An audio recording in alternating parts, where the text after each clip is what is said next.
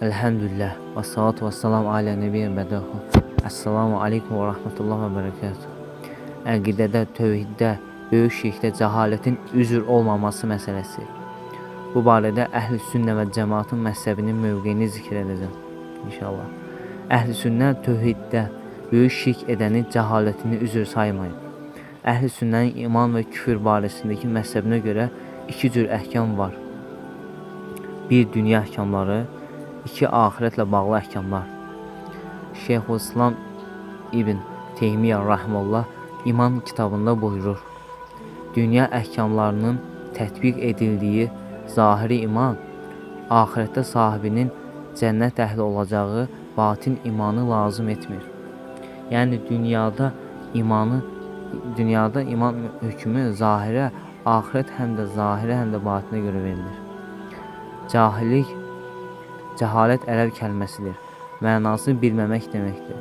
Quranda Allah-u Teala buyurur: cahil kəs onların iffətli olmalarından dolayı onları zəngin hesab edər. Bəqərə 273. Usul elminə görə hər hansı bir şeyi bilməmək cahillik deyilir. Usul elminə görə cahillik iki yerə bölünür. Bəsit cahillik, mürəkkəb cahillik. Bəsit cahillik bir şey ümumiyyətlə bilməməkdir. Mürəkkəb cahillik bir şeyi onun həqiqətini müxalif şəkildə bilməkdir. Məsələn, örnək verəsi olsaq, bəsit cahillik avtomobil soruşursan, insan bunun ümumiyyətlə bilmir. Mürəkkəb cahillik avtomobil soruşursan, sənə at arabası vəsf edir. Cəhalət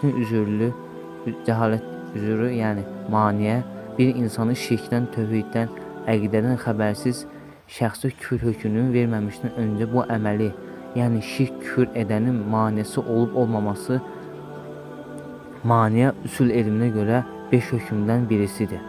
Bu 5 hökm səbəb, şərt, maniyə, fəsad, sıhhat. Məsələn, səbəb, Ramazan ayının gəlməsi fərz olan orucluğun başlamasının səbəbdir.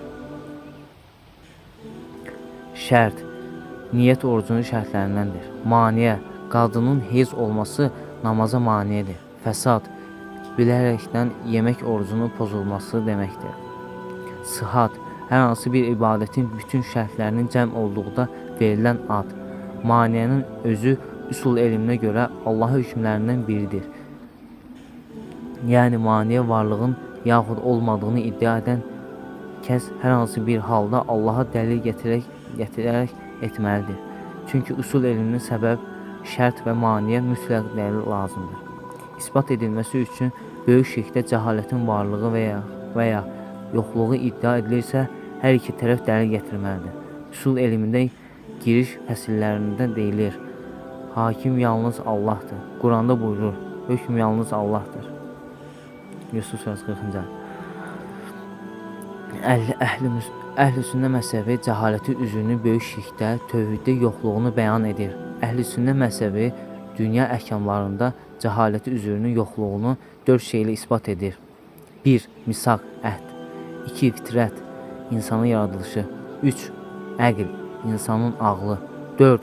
Quranda Allahın rəsullarının göndərdiyi qövmlərin hamısının rəsulları göndərmədən öncə onları küfür, şirk adı ilə vəsf etməsi. 1. Misaq, əhd deməkdir. Allah Azə və Cəllə Ər-Rəd surəsinin 172-173-cü ayələrində buyurur: sənin Rəbbin bir zaman Adəm övladını belindən gələn zürriyyətini çıxardıb onları bir-birinə şahid etdi və dedi: sizin Rəbbiniz deyillərmi? Onlar dedilər: bəli. Bunu ona görə etdik ki, qiyamət günü deməyəsiniz ki, biz bunu bilmirdik və yaxud da deməyəsiniz ki, atalarımız bizdən öncə şirk edirdi, biz də onlara tabi olanlardaydı. Atalarımızın etdiyinə görə bizə həlak edəcəksən. Bu ayət əhl-i sünnə məzhəbi dünya əhkamında böyük şirk edəni cəhalət üzrlü olmamasında ittifaq etmişlər. Ayətin təfsirində Abdullah ibn Abbas radiyallahu anh buyurur: Allah-u Teala Adəm aleyhissalamın belindən məhz çəkmişdir və qiyamətə qədər Allah yaratdığı hər kəsi çıxartıb əhd almışdır ki, mənə ibadət edəcəksiniz və mənə heç bir şeyi şərik qoşmayacaqsınız. İbn Kəsir rahimehullah bu ayənin təfsirində buyurur: bu ayədəki murad məqsəd bunu Allah insanları üzərində hüccət etmişdir. İkinci, cəhalətin yoxluğuna üzr olmamasının əhl-i sünnənin dəlili fitrət yaradılır. Allahu Teala Rum surəsinin 30-cu ayəsində buyurur: "Üzünü hənif olan dinə çevir." Hansı ki, o din Allahın fitrətidir. İnsanlar onun üzərində yaradılmışdır. Allahın yaratmasında heç bir dəyişiklik yoxdur və bu doğru dindir. İnsanların çoxu bunu bilməzlər. Bu ayətin təfsirində əhl-i sünnət təfsirçiləri ittifaq etmişdir ki, ayətdə fitrət hansı ki Allah insanları onun üzərində yaratmışdır. Bu fitrət İslamdır. Resulullah sallallahu aleyhi və səlləm hədisdə buyurur: "Uşaq fitrəti üzərində doğulur. Valideynləri onu ya yahudiləşdirir, ya da xristianlaşdırır." Deməli, fitrət müsəlman olaraq doğulur.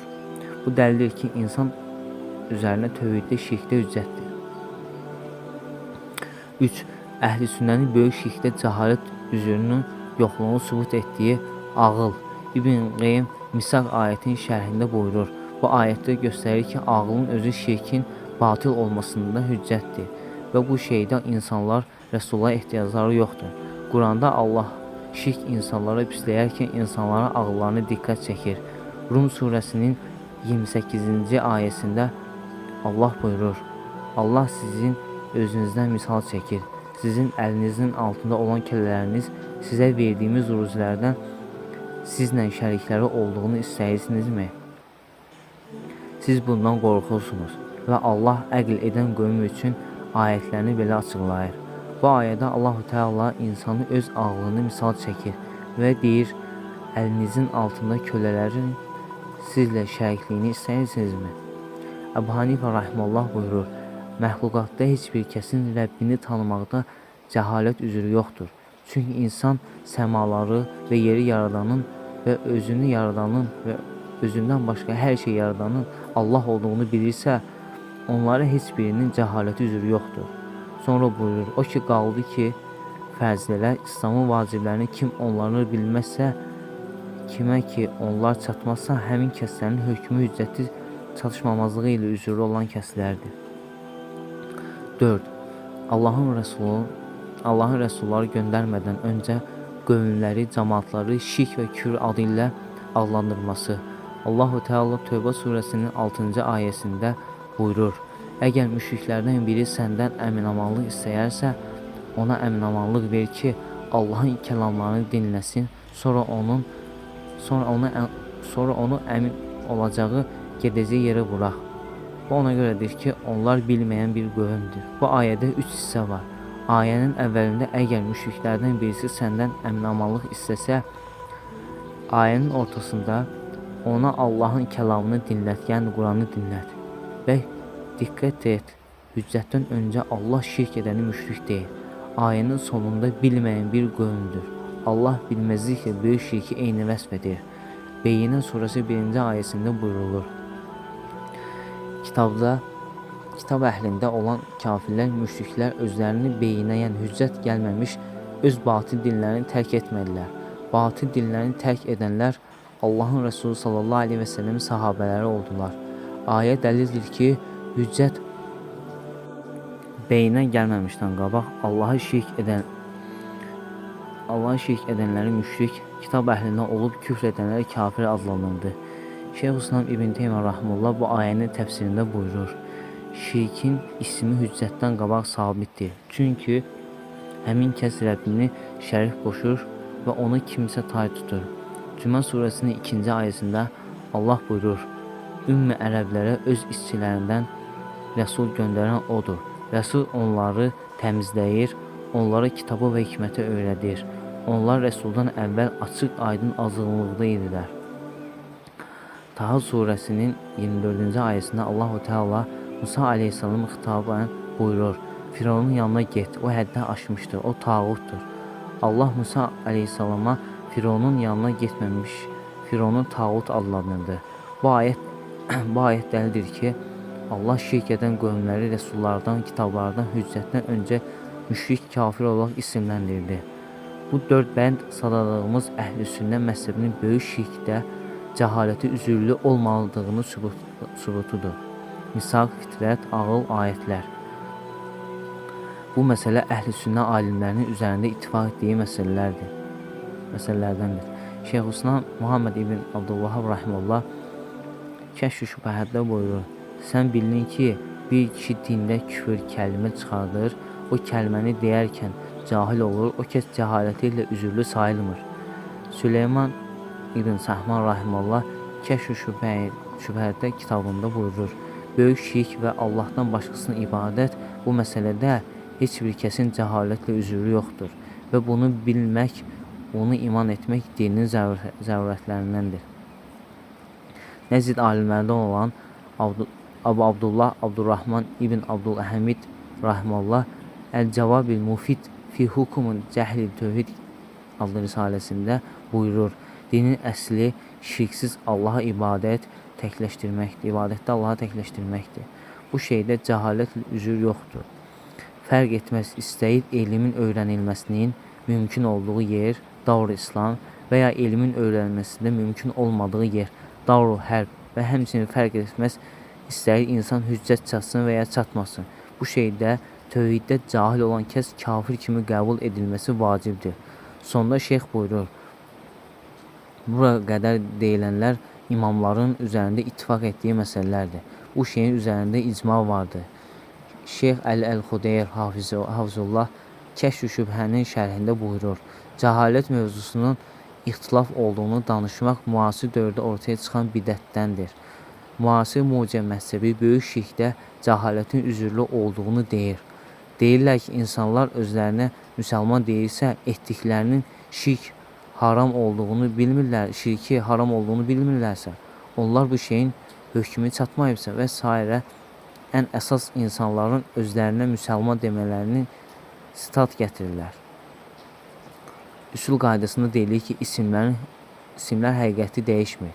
Şirk edənə özünə müsəlman deməsi onu müsəlman etmir və ya etdiyi əməli İslamdan bilməsi.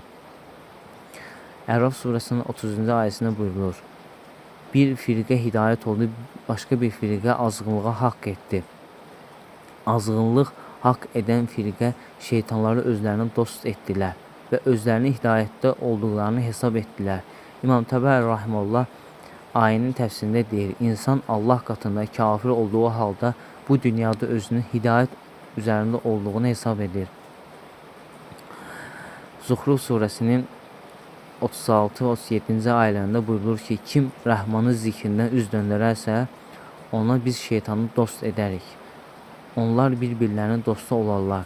Şeytanlar onları Allahın yoluna azdırar. Azanlarsa özlərini hidayətdə olduğunu hesab edərlər. Kəhf surəsinin 103-104-cü ayələrində buyurulur: De ki, sizə əməllər baxımında ən çox ziyana uğrayanları xəbər verirmi?